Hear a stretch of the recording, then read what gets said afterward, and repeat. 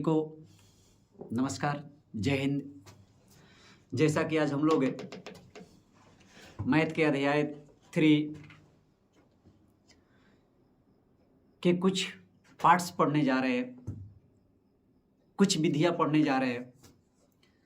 उस विधिया को आप लोग ध्यान से देखिएगा कैसे कैसे हल किया जाता है। तो सबसे पहले आज हम लोग 16 तारीख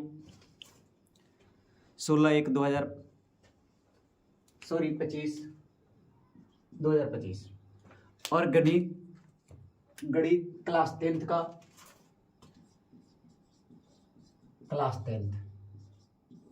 और अध्याय 3 है।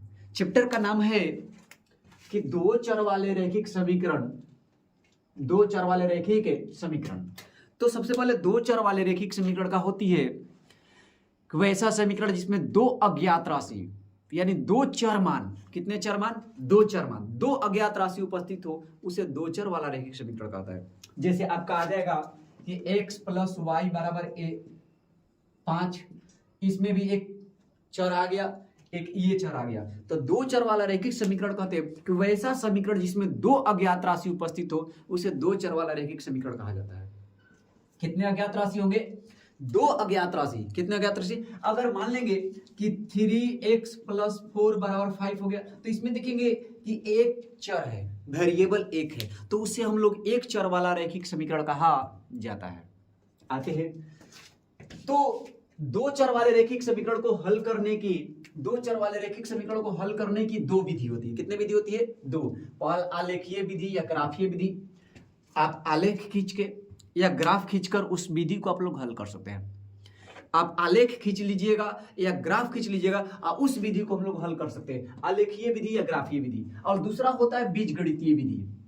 आज हम लोग का टॉपिक रहेगा, पॉइंट रहेगा बीजगणितीय विधि। कौन पॉइंट रहेगा? बीजगणितीय। तो पहला होता है आलेखीय विधि, ग्राफीय विधि, और दूसरा होगा बीजगणितीय विधि।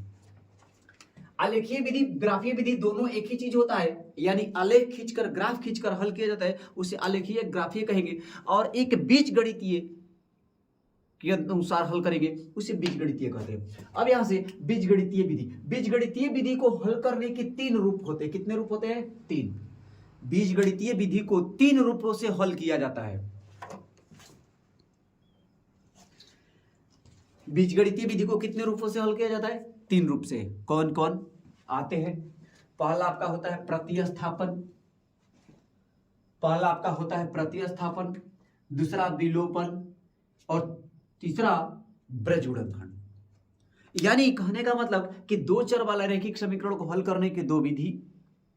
पहला आलेखीय, ग्राफीय दोनों एक ही है, विधि होती है। दूसरा बीजगणितीय विधि, और बीजगणितीय को हल करने की तीन विधि: प्रतिस्थापन, विलोपन और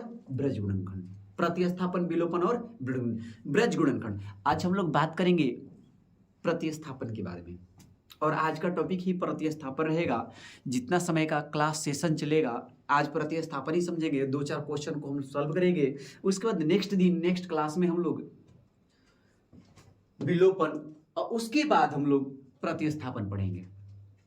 अब यहां से आते हैं कि सबसे पहले प्रतिस्थापन विधि क्या होता है। तो प्रतिस्थापन विधि में आप लोग जानते हैं कि इस विधि में दो में से किसी एक समीकरण, यानी आपको दो समीकरण युग्म दिया रहेगा। कहिए रहे कि दो चर वाला रैखिक समीकरण, तो दो चर वाले रैखिक समीकरण युग्म लिख सकते हैं। युग्म मतलब जोड़ा होता है। तो दो चर वाले रैखिक समीकरण दो युग्म होंगे, तो उसी में से किसी एक समीकरण को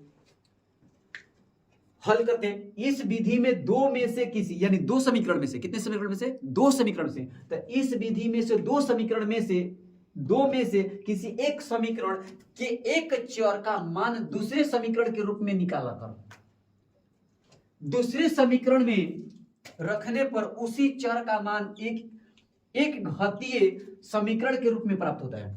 यानी कहने का मतलब आपके पास दो समीकरण है, दोनों समीकरण में से किसी एक समीकरण का मान एक्स चर x में या y में, यानी किसी एक चर में एक निकाल लिया जाता है, और उसका मान दूसरे समीकरण में रख के और एक घातीय यानी एक ही जैसा एक घातीय समीकरण प्राप्त होता है। फिर से रिपीट करते हैं कि इस विधि में दो चर इस विधि में दो में से किसी एक समीकरण, कितने समीकरण है? दो समीकरण है। कितने समीकरण हुए? दो समीकरण। इस विधि में दो में से किसी एक समीकरण से एक चर का मान दूसरे चर का मान के रूप में निकाला जाता है। एक चर का मान दूसरे चर का मान के रूप में निकाला जाता है। फिर क्या होता है, जैसे मान लेते हैं कि दो समीकरण दिया है, x प्लस वाई बराबर 5 और दिया है 2x प्लस 3y बराबर 4 दिया है। इक्वेशन 1 और इक्वेशन 2, दो समीकरण युग्म दिया है। दोनों समीकरण युग्म से कह रहा है कि इस विधि में दो में से किसी एक समीकरण का एक चर का मान, यानी एक ये समीकरण लीजिए, x प्लस वाई बराबर 5, x को इधर छोड़ दीजिए तो 5 माइनस वाई, ये इस पर है। देखिए x का फॉर्म मिला। तो इस विधि में दो में से किसी एक समीकरण से एक चर का मान दूसरे चर के रूप में निकालकर दूसरे समीकरण में रखने पर उसी चर का मान, अब इसका मान इसमें पुट कीजिए, थर्ड हो गया। इसका मान इसमें क्या करेंगे? रखेंगे। रखने पर क्या होगा कि एक घातीय समीकरण मिलेंगे, एक ही जैसा मिलेंगे, एक ही घात के रूप में मिलेंगे। एक घातीय समीकरण प्राप्त होता है। इस का हल करने पर चर का मान निकलता है और पुनः यह चर का मान उसी समीकरण में रखने पर दूसरे चर का मान निकलता है। यानी कहने का मतलब कि आपका दो समीकरण है, दोनों में से आपका जो आसान लगेगा उस आसान वाले समीकरण को सॉल्व कीजिए, किसी एक चर का मान निकालिए, उस चर का मान दूसरे समीकरण में रखिए, दूसरे समीकरण में रख लीजिएगा तो दूसरे समीकरण में लिखे तो एक ही चर एक घातीय रूप में पूरा समीकरण हो जाएगा और वहां से कोई चर का मान निकलेगा। अब उस चर का मान दोनों समीकरणों में से किसी एक समीकरण में रख दिए तो दूसरा समीकरण का मान मिल जाएगा, दूसरा चर का मान मिल जाएगा। तो यही आप लोग का है। अब इस पर हम लोग कुछ क्वेश्चन बनाएंगे तो आप लोग को पूर्ण रूप से क्या होगा समझ में आएगा। इतना क्लियर है? एक मिनट देखिए ध्यान से।